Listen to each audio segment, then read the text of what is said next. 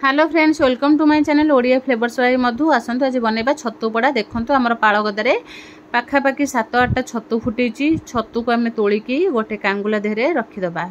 छतु को आमर पाखापाखि 7-8 खंड छतु फुटेची। छतु को एमती आम भल भाबे तोलिकी गोटे देहरे रखी देजे। एबे कोन करबा, छतु को आम काढीकी ताको बाछिबा। छतु को एबे आम देखंतु छतु को काढी देजे। एबे कोन करबा, हळदी पानी गोटे गिन्नारे करी देइथिबा। एबे एमती छोट छोट पीस करके हम हळदी पानी रे पके देबा। काहेकि ना छतु हमर पाळगदारे फुटुची, ताको किए सुंगी थिबो, सेति पई हम ताको हळदी पानी रे पके देला परे एबे कोन करबा, छतु बाहरे फुटिले ताको किए भी सुंगी पारे।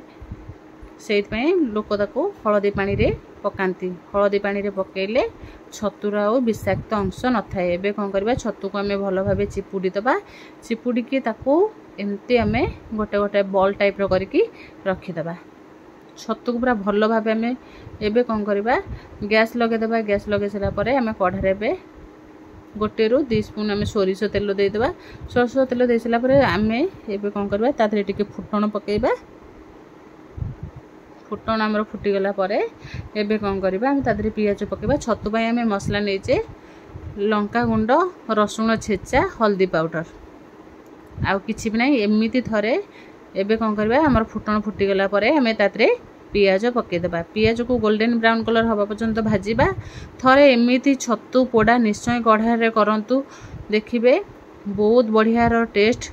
पाळ छतुर टेस्ट भी एमिति बहुत भलो। एबे कोन करबा, आमे पियाज को गोल्डन ब्राउन कलर पर्यंत भाजी साइला परे एबे आधरे टिके रसुण छेचा पकेबा।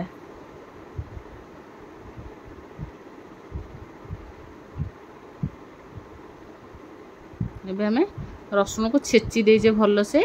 छेचिकरी गोटे रु 2 स्पून हबो हमें रसुण छेचा पकेले। रसुण रो छेचा पकेले काहेकि ना पाटे टिके दरदरा लागिबो, बहुत बढ़िया लागे। रसुण रो टेस्ट आसीबो छतु संगरे। एबे कोन करबा, हमें टिके रसुण रो जो छेचा को पियाज रे टिके भल से भाजी दबा। भाजी दे साइला परे एबे कोन करबा, तादरे छतु को जो चिपुडी की रखी दिबा ताको पकेगी भलो से गोळेई दबा। गाँ छतु को करके खाइले जेमती टेस्ट लगे, ता संगरे माछ, चिकेन, मटन भी फिका पड़ी जिवो।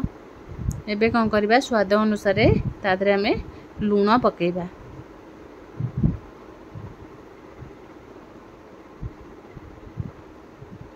छतु पोड़ा को पखाल भात देखंतु हमर एबे छतु पूरा रेडी हो जाइए। छतु पूरा बहुत बढ़िया से पोड़ी ही बाहरी। पाखापाखि आमर 7-8 छतु रे बाहरी एतिकी छतु। एबे कोन करबा, गोटे ताको प्लेट को काढी दबा। छतु देखंतु छतु आमर जेतेबेले सुखिला सुखिला हे जिवो, से बहुत कम हे जाए।